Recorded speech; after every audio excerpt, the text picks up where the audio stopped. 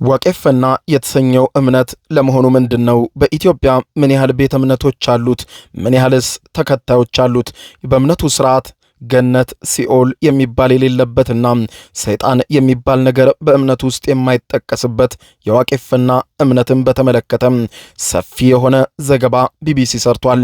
በዛሬውም ፕሮግራሚ ይህንን ዋቄፈና የተሰኘውንና በኢትዮጵያ ውስጥ የእምነቱ ተከታዮች ያሉበትና የእምነት ተቋማቱም ያለበትን ሃይማኖት በተመለከተ ሰፊ ቢቢሲ ያወጣውን ዘገባ ቃል በቃል እንደሚከተለው አቀርብላችኋለሁ። ይህንን ቻናሌን ሰብስክራይብ በማድረግ የደወል ምልክቷን በመጫን በየዕለቱ ለየት ያሉ ዘገባዎችን ታገኛላችሁ። ወደ ዛሬው ዘገባ እንለፍ። ዋቄፈና የቀደምት ኦሮሞ ህዝቦች እምነት ሲሆን የእምነቱ ተከታዮች ሁሉን በፈጠረ አንድ አምላክ ያምናሉ ሲል ይተርካል። ለቢቢሲ ቃላቸውን የሰጡት አቶ አስናቀ ተሾመ ኤርኮ ላለፉት 20 ዓመታት ስለ ዋቄፈና እምነት አጥንተዋል። አሁን በዓለም አቀፍ የዋቄፈና እምነት ምክር ቤት በአመራርነት እያገለገሉ ይገኛሉ።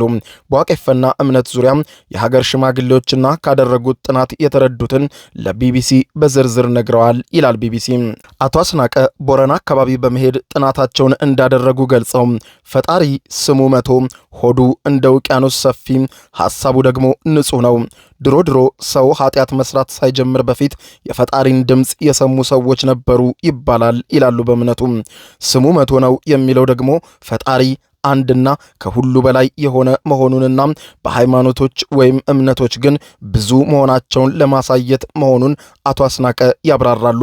ይሁንና ፈጣሪን በአይኑ ያየው ሰው የለም በማለት ነው በዚሁ እምነት ውስጥ የሚታመነው በማለት ይገልጻሉ። በዚሁ እምነት ፈጣሪ ጥቁር ነው ይባላል።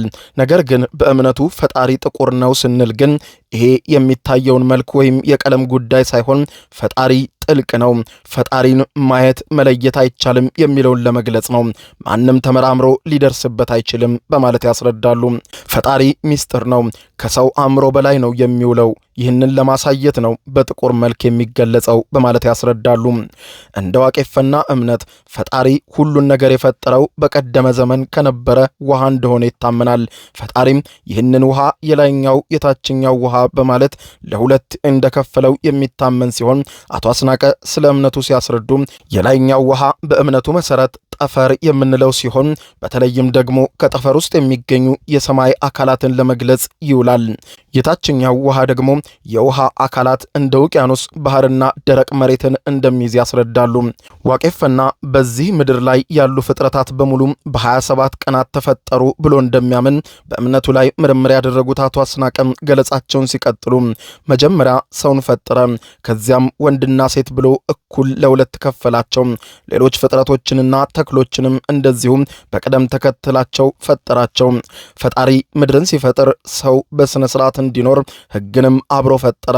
እንዲህም ሕጎች የሰው ሕግ፣ የከብቶች ሕግ፣ የፈረሶች ሕግ፣ የዱር አራዊት ሕግ፣ የእጽዋት፣ የፀሐይ፣ የከዋክብት ሕግ ይሰኛሉ። ሰፉ የማይቀየር የፈጣሪ ሕግ ነው። ይህም ክልክል የሆኑትን ሰውን መግደል፣ መስረቅ፣ ዝሙትና መዋሸት ተላልፎ መገኘት ነው። ፈጣሪን፣ ምድርን እንዲሁም ሌሎችን ፍጥረቶችን ሁሉ ማክበር የፈጣሪን ሕግ መጠበቅ ነው ተብሎ ይታመናል። ክልከላዎች ለጉ የሚባሉት የማህበረሰቡ አይነኬ ተግባራትን ለመጠበቅ የወጡ ሲሆኑ አንድ ሰው ኃጢአት ሰራ የሚባለው እነዚህን የፈጣሪ ሕግና ክልከላዎችን ሲጥስና ሲተላለፍ ነው። ቀደምት ሕዝቦች ሰው ሲሞት ነፍሱ ወደ ፈጣሪ ወይም ደግሞ ወደ እውነት ቦታ ትሄዳለች ብለው ነው የሚያምኑት።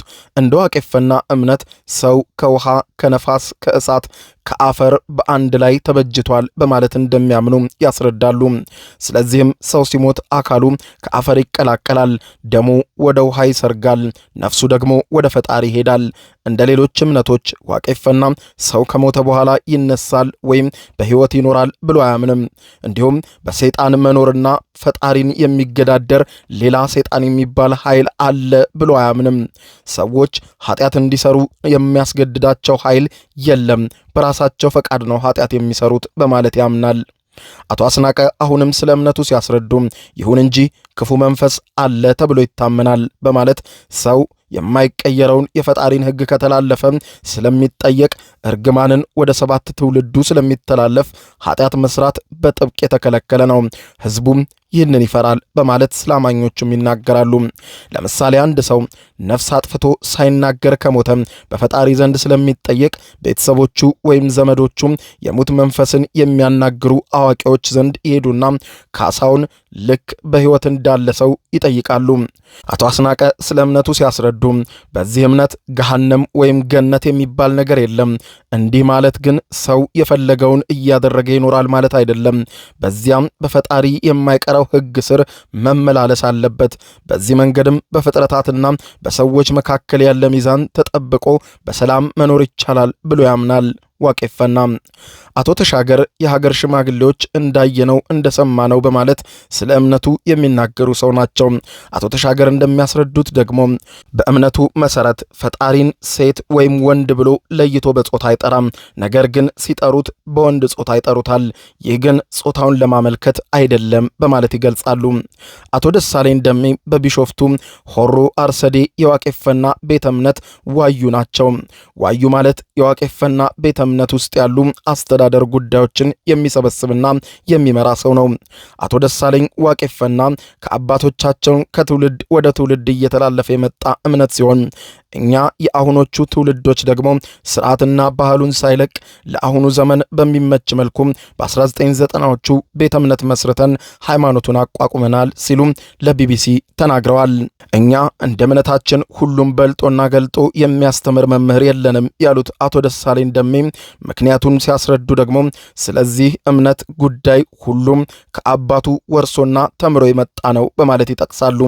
ይሁን እንጂ የውይይት ጥላ የሚባል ዝግጅት እንዳላቸው ገልጸው በዚህም ስለ ፈጣሪ ተነጋግረን ፈጣሪን ለምነን እንገባለን ሲሉ ይገልጻሉ። በአጠቃላይ ግን የእምነቱ የበላይ የሚመራው ቃሉ ነው በማለት ያስረዳሉ። በአሁኑ ጊዜ በቢሾፍቱ ከተማ ብቻ 4 የዋቄፈና ቤተ እምነቶች እንዳሉ ገልጸው ከቢሾፍቱ በተጨማሪም በአዳማ፣ በባቱ፣ በሰበታ፣ በወሊሶ እንዲሁም ቤተ እምነቶች እንዳሉ ገልጸዋል። በየዓመቱ ደግሞ አንድ ቤተ እምነት እንደ ክብረ በዓል ያዘጋጅና ሁሉም በአንድነት በአንድ ቦታው ነው ያከብራሉ። የሆራ አርሰዲ ቤተ እምነት በግምት ከ5000 በላይ አባላት እንዳሉት የሚናገሩት አቶ ደሳለኝ አብዛኞቹ አባላት ተማሪዎች ሲሆኑ ሰራተኞችና በተለያየ የኑሮና የሥራ ዘርፍ የሚገኙ ሰዎች ናቸው ብለዋል። የዋቄፈና ሃይማኖት የአምልኮ መርሃ ግብርን በተመለከተ ሲናገሩ ቤተ እምነታችን ሁሌም ለሁሉም ሰው ክፍት ነው ብለዋል። ዘወትር እሁድ ግን አባላቶች ሁሉ በአንድነት ተገናኝተው የአምልኮና የጸሎት ስነ ስርዓት ያደርጋሉ። ጠዋት ሲገናኙ ማንኛውም ስነ ስርዓት ከመጀመሩ በፊት አንዱ ለአንዱ ይቅርታ ይጠያየቃል በማለት ገልጸዋል።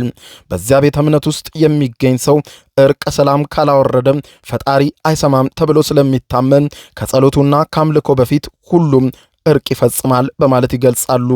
አቶ ደሳለኝ ጨምረው ሲናገሩ በዚህ በመቀጠልም በእድሜ ታላቅ የሆኑና በአካባቢው መሰረት በማድረግ የምርቃት ስነ ስርዓት መርሃ ግብር ይካሄዳል። ከዚያ በኋላ ዋቄፈናን የሚመለከቱ ጉዳዮች በማንሳት በውይይቱ ጥላ ስር ያሉ አባቶች ይማማራሉ። አሁን ጸሎትና ምስጋናውም ይቀጥላል። በዚያ ጊዜ የቡና ማፍላት ስነ ስርዓትም ይከናወናል። የታመመ ሰው ይጸለይለታል። ቤተሰቦቹ የፈጣሪን ሕግ ጥሰው ከሆነ ፈጣሪ እንዲታረቃቸው ይለመናል ይላሉ ሲያስረዱ።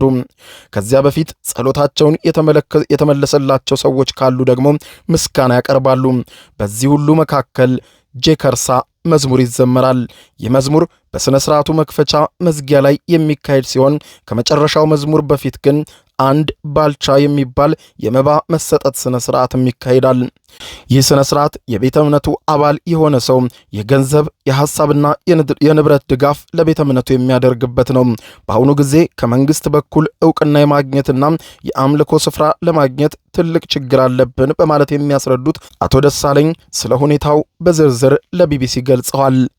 የዩቲዩብ የስኬት ሚስጥሮችን በዝርዝር የያዘው የአቤል ብርሃኑ የወይኗ ልጅ መጽሐፍ ሁለተኛ እትም በገበያ ላይ። ዩቲዩብ ለመጀመር በአጭር ጊዜ ስኬትን ለመቀዳጀት አስበዋል? ዩቲዩብ ብጀምር ስንት ብር አገኘሁም ብሎ አስበዋል? እንግዲያውስ በዩቲዩብ 2 የወርቅ 3 የብር ሽልማቶችን ያገኘው የአቤል ብርሃኑ የወይኗ ልጅ የዩቲዩብ ሚስጥሮች መጽሐፍ በዝርዝር ሁሉንም ያብራራሉታል። ዛሬውኑ ገዝተው ህልሞን እውን የሚያደርጉበትን የዩቲዩብ የስኬት መንገድ ይጀምሩ። በሀገር ቤት አከፋፋይ አዲስ አበባ ሜክሲኮ ኮሜርስ መጽሐፍት መደብር። በውጭ ሀገራት ለምትገኙ ከአማዞን ላይ ብታዙ በቀናት ውስጥ ደጁ ይደርሳል። የአማዞን ሊንኩን እዚህ ቪዲዮ ኮሜንት ላይ ያገኙታል። የዩቲዩብ ሚስጥሮች፣ ዘመኑ ጋር ተፈላጊ መጽሐፍ።